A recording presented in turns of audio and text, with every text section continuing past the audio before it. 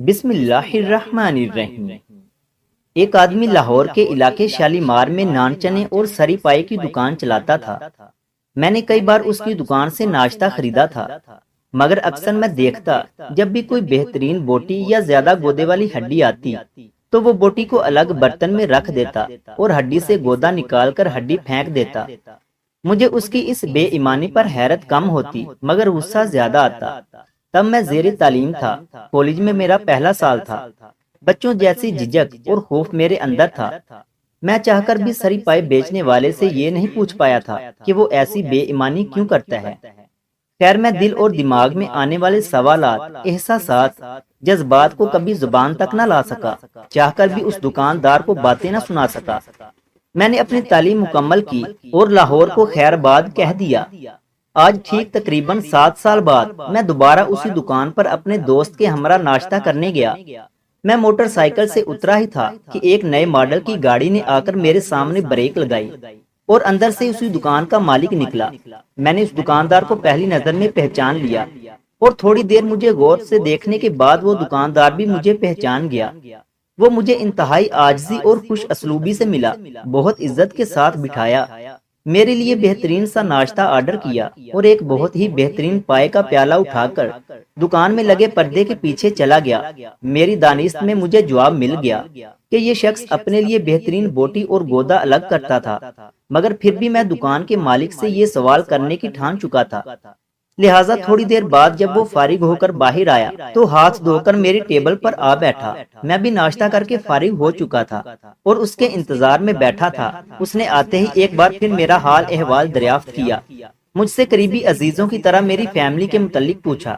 میں نے بھی سب باتوں کا سرسری سا جواب دیا اور آخر میں اپنے ذہن میں موجود سوال کو اس دکاندار کے سامنے رکھ دیا اور بتایا کہ یہ سراسر بے ایمانی ہے۔ آپ بہترین چیز اپنے لیے الگ کر کے رکھ لیتے ہیں، اس حرام کی کمائی سے آپ نے گاڑی بھی خرید لی ہے۔ میری بات سن کر وہ مسکرایا اور پھر مجھے کہنے لگا، تم اب بھی بچے ہو۔ اس کے بعد اس نے مجھے جو کہانی سنائی اس کے اختتام پر ہم دونوں رو رہے تھے۔ ہوٹل کے مالک نے بتایا کہ میرا نام فہیم ہے، میں ساہواڑی سٹاپ پر رہتا ہوں۔ میں جو بہترین بوٹیاں اور ہڈیوں کا گودا الگ کرتا تھا وہ ایک عورت جو راہ خدا میں مجھ سے مانگنے آتی تھی اسے دے دیتا تھا۔ آج وہ عورت بوڑھی ہو چکی ہے، چلنے پھرنے سے عاجز ہے۔ جس پردے کے پیچھے میں کھانا لے کر گیا تھا وہ وہیں بیٹھی ہوئی تھی۔ میں نے اس کو اپنے ہاتھوں سے کھانا کھلایا، اس کا منہ صاف کیا اور اپنے ہاتھ صاف کر کے باہر آ گیا۔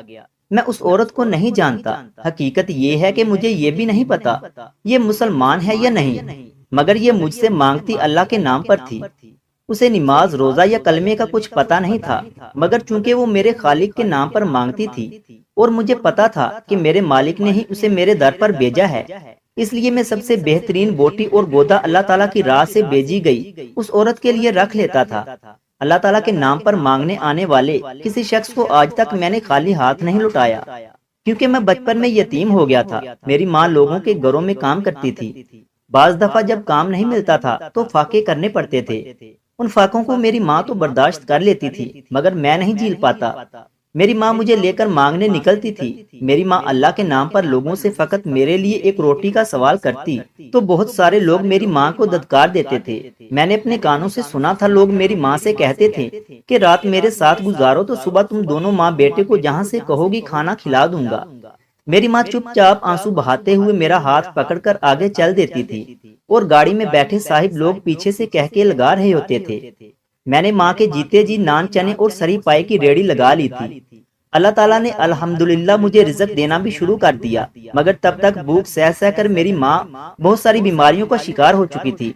میرا کاروبار چمکنے سے پہلے میری ماں مر گئی، مگر مرتے وقت میری ماں نے مجھے ایک بات کہی تھی، کسی بھوکی اور مجبور عورت سے اس کی بھوک یا مجبوری کے بدلے جسم نہ خریدنا۔ اللہ تعالیٰ کے نام پر کوئی تم سے مانگنے آئے تو سب سے اچھی چیز دینا، کیونکہ وہ چیز تم مانگنے والے کو نہیں بلکہ اللہ تعالیٰ کو دے رہا ہوگا۔ اس نصیحت کے بعد میری ماں نے صرف موت کی ہچکی کے وقت کلمہ پڑھنے کے لیے آواز نکالی اور پھر ہمیشہ ہمیشہ کے لیے اس جہاں فانی کو چھوڑ کر چلی گئی۔ میری ماں کی موت کے 1 سال بعد میری دکان بہت اچھے سے چلنے لگی۔ میں بہت اچھا کمانے لگا اور ماں کے مرنے کے 2.5 سال بعد ایک عورت اپنی 3 سال کی بچی کے ساتھ میری دکان پر آئی۔ اس نے مجھ سے اللہ کے نام پر کھانا مانگا تو میں نے اسے ڈھونڈ کر بہترین سالن اور نان دیے، کیونکہ اسے دیکھ کر مجھے میری ماں کی نصیحت یاد آ گئی تھی۔ اس کے بعد وہ عورت روز بیٹی کے ہمراہ آ کر اللہ تعالیٰ کے نام پر کھانا مانگتی اور میں ان ماں بیٹی کو بہترین کھانا دے دیتا۔ پھر ایک بار اچانک وہ 3-4 دن کے لیے نہ آئی تو پتا چلا کہ اس کی بیٹی روڈ ایکسیڈنٹ میں مر گئی ہے۔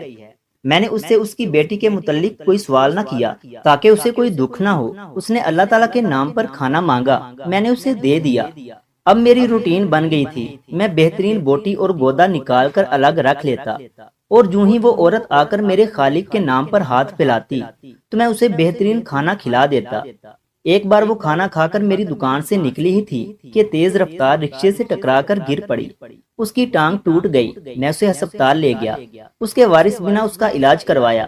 ہسپتال سے فارغ ہو کر اس سے اس کے ورثہ کے بارے میں پوچھا تو اس نے کہا کہ میرا کوئی وارث نہیں، بس میرا اللہ ہی وارث ہے۔ میں اس عورت کو اپنے گھر لے آیا، اس کی خدمت کر کے وہ ساری کمی پوری کر دی جو اپنی ماں کی خدمت کرنے میں مجھ سے کوتاہی ہو گئی تھی۔ میری مالی حالت ٹھیک تھی، مگر پھر اس عورت کے گھر میں ہونے کی وجہ سے کوئی بھی لڑکی مجھ سے شادی کے لیے تیار نہ تھی۔ مجھے اس عورت کو گھر سے نکالنے کی شرط پر رشتہ آفر ہوا، میں نے انکار کر دیا۔ میرا بڑھتا کاروبار دیکھ کر ایک اور فیملی نے مجھے اس بوڑھی عورت کے ساتھ قبول کر لیا۔ یوں میری شادی ہو گئی۔ شادی کے بعد میں نے دبئی میں اپنے دوست کے ساتھ مل کر ہوٹل بنایا۔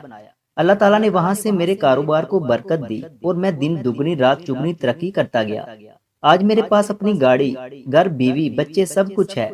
میں 2 دن پہلے ہی دبئی سے آیا ہوں۔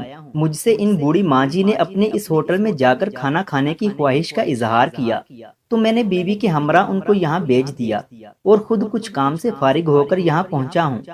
ان کو کھانا کھلانے کے بعد میں نے آپ کو ٹائم دیا، اب دونوں چلتے ہیں، انشاءاللہ پھر ملیں گے۔ ملاقات کے اختتام پر میں، میرا دوست اور وہ دکاندار، تینوں کی آنکھوں میں آنسو تھے، جبکہ دکان پر آئے گاہک ہمیں حیرت سے دیکھ رہے تھے۔ میں نے ناشتے کا بل دینا چاہا مگر فہیم نے لینے سے انکار کر دیا۔ میری لاکھ ضد پر بھی وہ نہ مانا تو میں نے مصافحہ کرنے کے لیے ہاتھ آگے بڑھایا۔ جو ہی فہیم نے میرے ہاتھ سے ہاتھ ملایا تو میں نے بے ساختہ فہیم کے ہاتھ پر بوسہ دیا اور الوداع کہہ کر چل پڑا۔ اس واقعہ کے بعد میں نے لوگوں کو منفی نظر سے دیکھنا چھوڑ دیا ہے۔ اس واقعے نے میری سوچ بدل دی ہے۔